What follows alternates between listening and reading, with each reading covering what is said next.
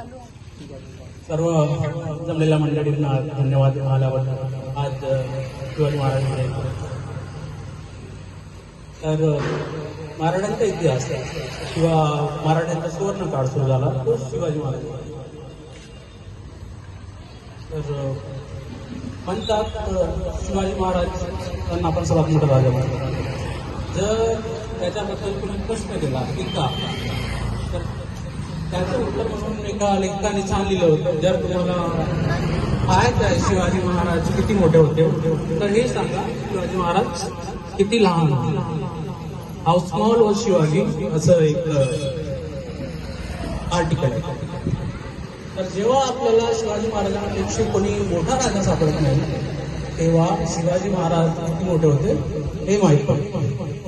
तर जेव्हा शिवाजी महाराज त्यांनी मराठा साम्राज्याची स्थापना करायला सुरुवात केली तेव्हा सर्वीकडे विशाल शक्तिशाली राज्य, एकीकडे आदिलशाही, मुघलशाही, इंग्रज, फ्रेंच, डच सर्व होते.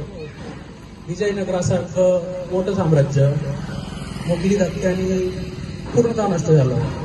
पण आपलं मराठी साम्राज्य पुरंदराच्या तहानंतर जेव्हा 50 अर्ध्यापेक्षा जास्त किल्ले जेव्हा आपण मुघलांना तहामध्ये दिले ते झाल्यावरही मराठा साम्राज्य पुन्हा उभं राहिलं. हे शिवाजी महाराजांच्या नेतृत्वामुळे, त्यांच्या कर्तृत्वामुळे. तर त्यांचं वर्णन एका संतांनी खूप छान लिहिलं आहे. त्यांना जर काव्यामध्ये उतरवलं तर कसं उतरवलं. निश्चयाचा महामेरू बहुत जनाची आधारू, अखंड स्थितीचा निर्धारू श्रीमंत योगी, यशवंत, कीर्तिवंत, सामर्थ्यवंत, वरदवंत, पुण्यवंत, नीतिवंत, जाणता राजा.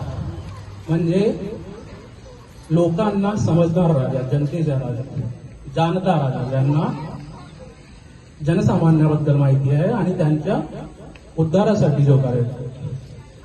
आणखी तसेच इतिहासात काही लेख आहे की शिवाजी महाराजांनी दगा केला, दगा करून राज्य मिळवलं.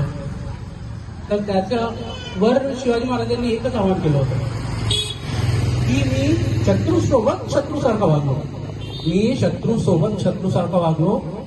जर मित्राला दगा दिला असेल तर मित्रांसोबत मित्रांसारखाच वागलो आणि शत्रूशी शत्रूसारखाच वागलो. असे होते आपले शिवाजी महाराज. एवढे बोलून माझे 2 शब्द. धन्यवाद.